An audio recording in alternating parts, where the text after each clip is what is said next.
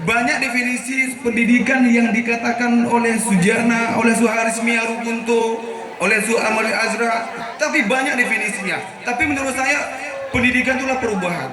Ya. Yang namanya itu pendidikan, kita belajar. Ya, belajar ketika kita belajar dari yang tidak bisa menjadi bisa. Itu intinya. Dari tidak mengerti apa-apa, kita menjadi mengerti apa yang kita ingin mengertikan. Ketika kita tidak mengetahui apa yang kita ketahui saat ini, ketika kita adanya pendidikan, maka kita mengetahui apa yang akan kita ketahui dan apa yang kita lakukan. Oke, jadi begini, ya. Saya melihat perjuangan pendidikan ini sangatlah luar biasa. Ya, saya mungkin akan fokuskan kepada adik-adik atau kepada siswa-siswi yang akan diwisudakan. Tantangan pendidikan itu luar biasa. Saya juga akan memberitahu mungkin kepada murid, kepada guru dan kepada pendidik yang ada di Aceh khususnya. Anak-anak ini stresan ini ketika dia belajar. Ya. Yang artinya stres kenapa? Mereka banyak tantangan yang dihadapinya. Kita melihat saat ini di dalam pendidikan tidak semua orang itu mampu. Apalagi kadang-kadang beda kesenjangan ekonomi.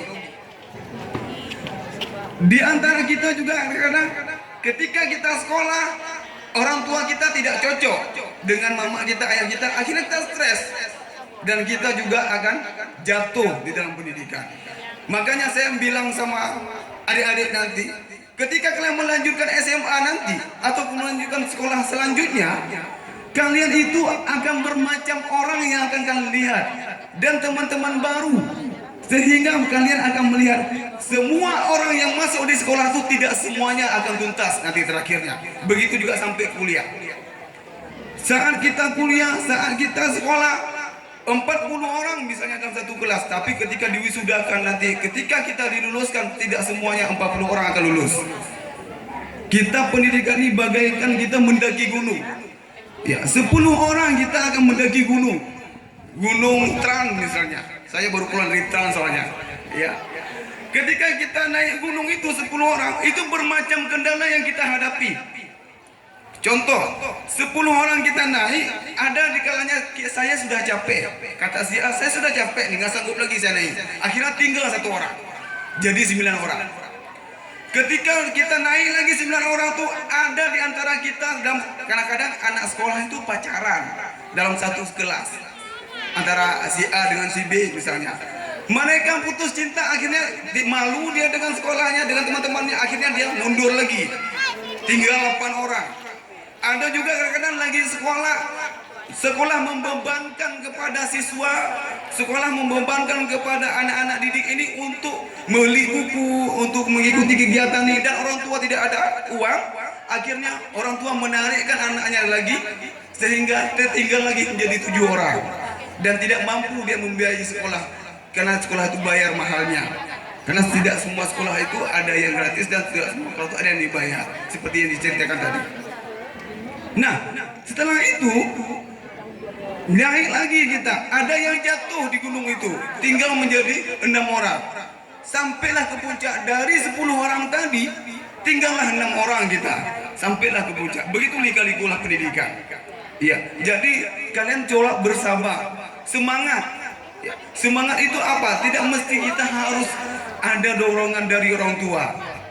Ya, saya akan menceritakan sedikit kepada orang tua. Ini saya fokuskan kepada orang tua. Ya, orang tua, tolong kepada orang tua yang memiliki anaknya, jangan mengeraskan mereka.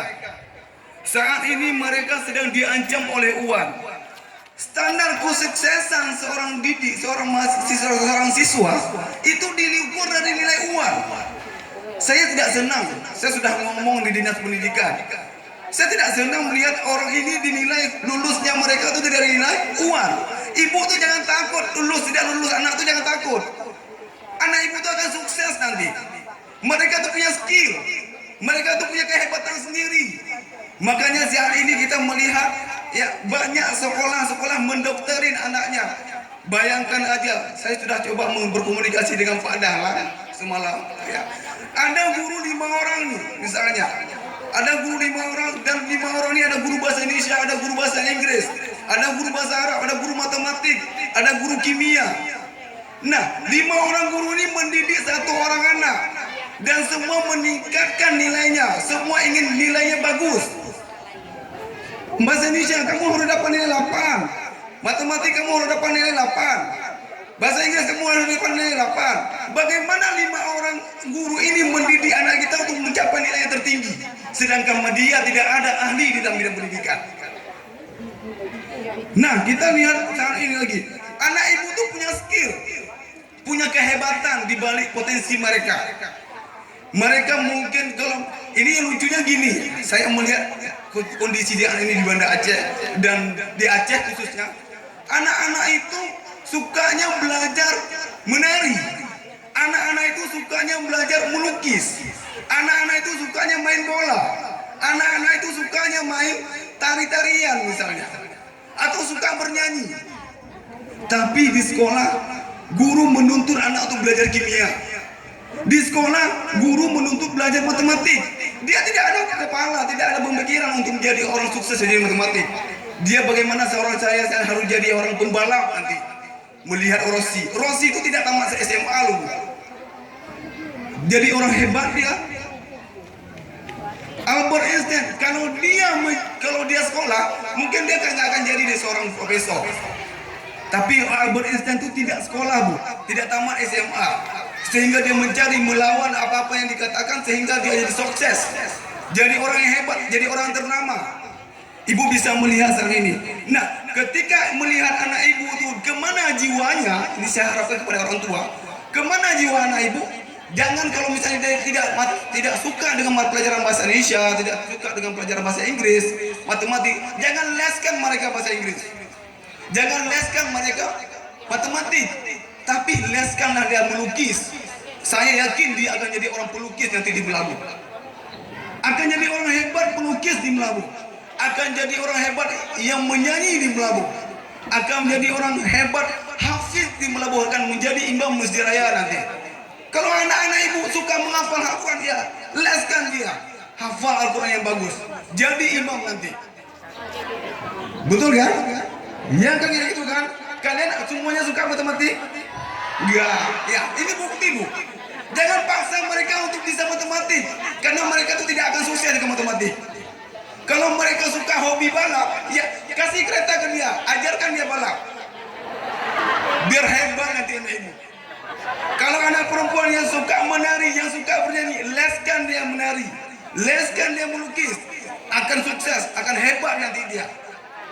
Ya, tepuk tangan lu semuanya sampai hari kita.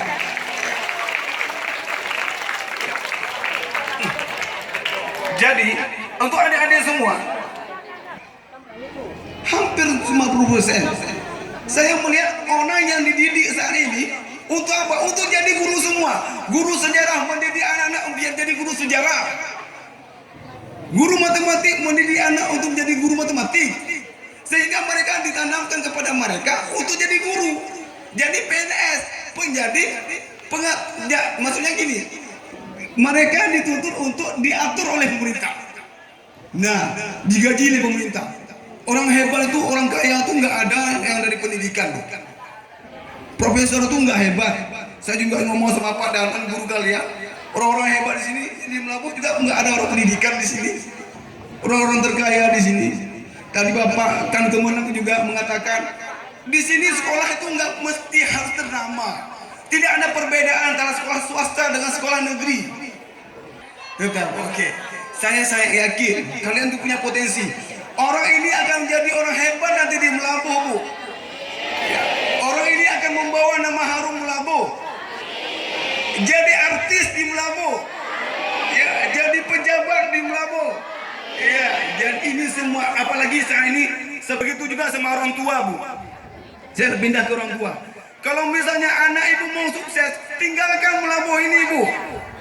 Keluar negeri dia, jangan begitu keluar, ibu panggil lagi suruh pulang. Ketika mereka sudah pergi ke Banda Aceh, nak pulang, mama kangen sama kamu. Tidak akan sukses anak-anak itu. Lepaskan mereka biar mandiri mereka, biar hebat mereka, biar cari. Ketika mereka tidak ada uang, cari uang sendiri mereka tuh.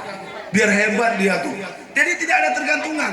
Saya mengharapkan kepada wali murid, wali siswa, jangan mengharapkan anak-anak ini jadi PNS. Jadi ajarkan mereka tuh skill.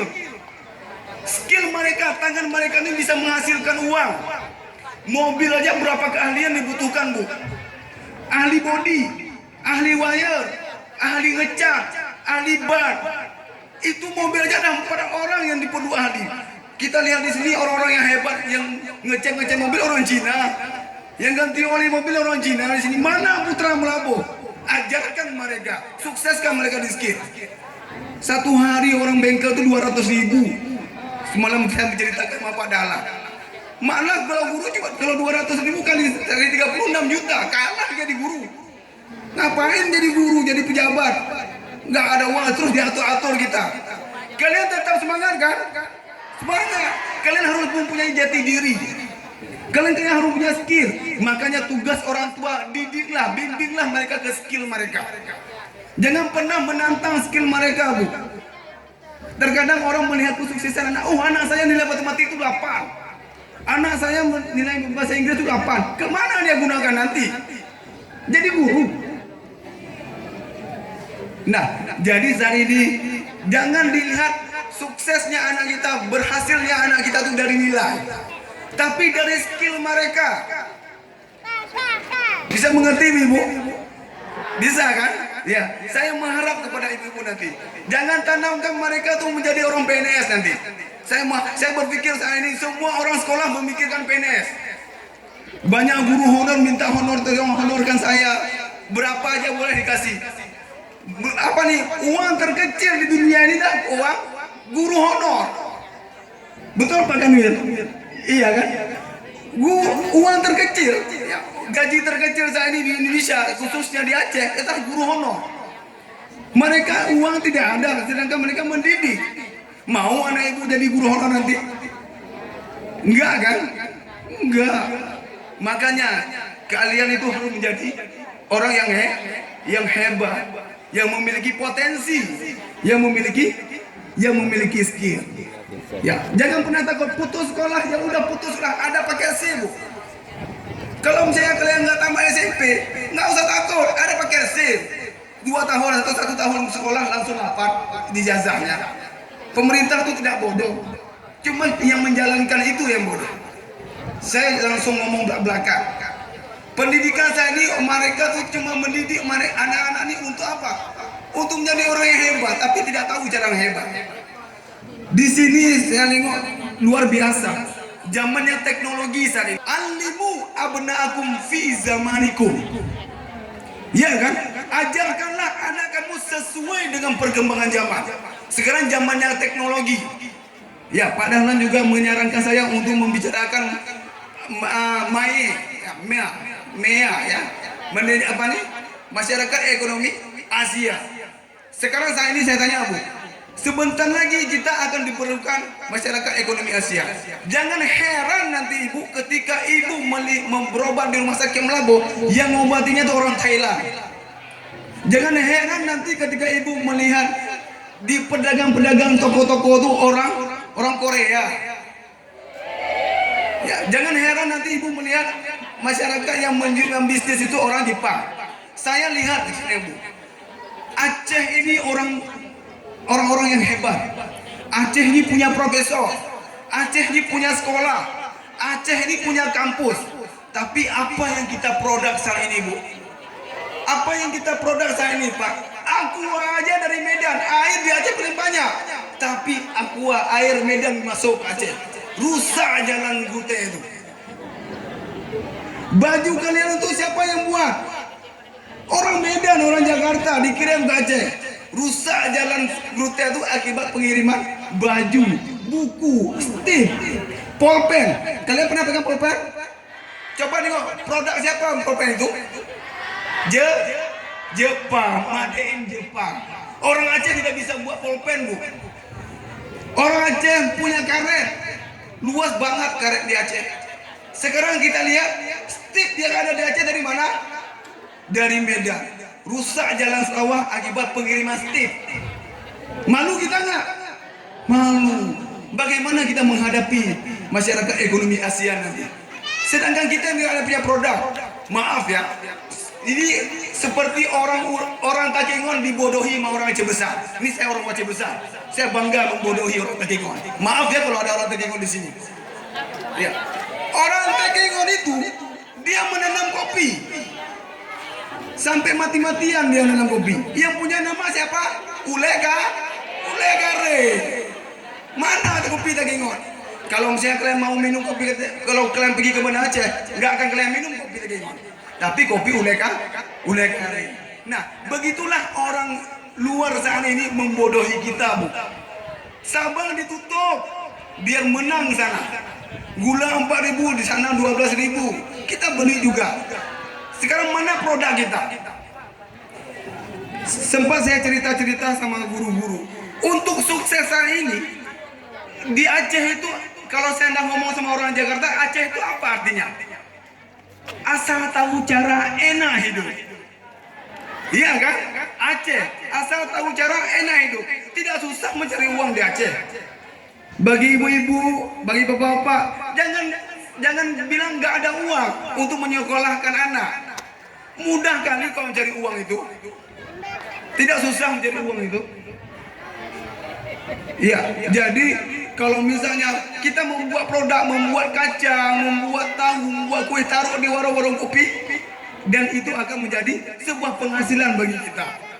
Ya, saya harapkan juga kepada guru-guru ya terus memperbaiki pendidikan. Saya punya teman di Jakarta, Pak Kepala Sekolah. Ya, itu ada di Kemendikbud itu guru-guru ikut berprestasi. Saya baru pulang dari Abdiya, baru mengajarkan pengawas berprestasi itu ikut lomba di provinsi. Jadi ada 26 orang yang saya bimbing kemarin tuh di Abdiya untuk pengawas ikut prestasi di provinsi. Ya, terus saya banyak melihat, tolong kepada sekolah-sekolah nanti didik anak-anak kita ini menjadi skill. Buat proposal di Kemendikbud itu bisa buka, Pak, di Kemendikbud itu bisa buat proposal, nanti kasih tahu saya akan merancangkannya. Itu bisa minta alat musik, bisa minta rebana, bisa minta alat olahraga. Didik mereka menjadi orang hebat nanti di bidang kesenian. Jangan nengok mereka ini dari bidang pelajaran aja, Pak, tapi nengok dari skill mereka, keahlian mereka. Saya melihat tadi banyak penampilan tari-tari yang hebat. Senang saya. Satu lagi, ya mungkin waktunya tidak dibatasi. Sekarang zamannya teknologi. Tolong Pak, sekolah ini dipublis. Mainkan media, Pak. Internet itu punya nama saat ini di Aceh dan seluruh dunia. Buat akun, buat YouTube atau buat link atau buat web, masukkan di sekolah ini. Anak-anak yang berprestasi, YouTube kan. Tadi saya melihat anak-anak yang bertari-tari ini tidak ada yang YouTube. Kita selalu lihat YouTube orang kan? Selalu YouTube orang, membaca makalah orang. Makalah kita kapan masuk internet? YouTube kita kapan masuk internet? Kalian kalau punya teman yang hebat, kalian YouTube kan? Masukkan ke YouTube. Kalian rekam, masuk ke YouTube, akan terkenal kalian, akan hebat kalian, akan dipanggil kalian. Iya. Terus begitu Pak, semua kegiatan yang ada di sekolah ini tolong dipublis, Pak. Biar hebat, biar mantap sekolah ini. Ya, jadi kalau misalnya ada siswa yang berpotensi, dia baca puisi, YouTube kan, rekamkan dia, masuk ke YouTube. Insya Allah dia akan terkenal, Pak. Sekolah terkenal, anak kita terkenal, dan semua akan menjadi sebuah terkenal. Ya, mungkin itu aja. Karena waktu saya cuma 5 menit lagi dikasih. Nanti kalau misalnya kalian mau, mohon maaf kalau ada kata-kata salah, dan mohon maaf kalau misalnya kekasaran saya ngomong. Dan saya pun sangat senang dan bahagia bisa berada di sekolah swasta yang hebat ini. Dan salah satu sekolah yang pernah saya rasakan, saya ini membuat orasi apresiasi yang sangat luar biasa bagi saya, dan akan saya bawa pulang ke Banda Aceh nanti. Iya. Terakhir saya akan menceritakan iza tamma muntamin ila ahadin fa innani muntamin ila adabin fa innal fata mayakulu kahana walaysa fata mayakulu nakabi.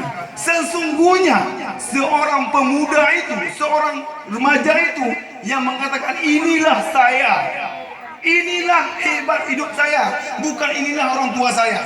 Bukan inilah mobil orang tua saya, bukan inilah sekolah orang tua saya, tapi inilah saya. Ubah nasib kalian. Dengan kalian merubah nasib, kalian akan terkenal. Wabillahi taufiq wal hidayah. Assalamualaikum warahmatullahi wabarakatuh.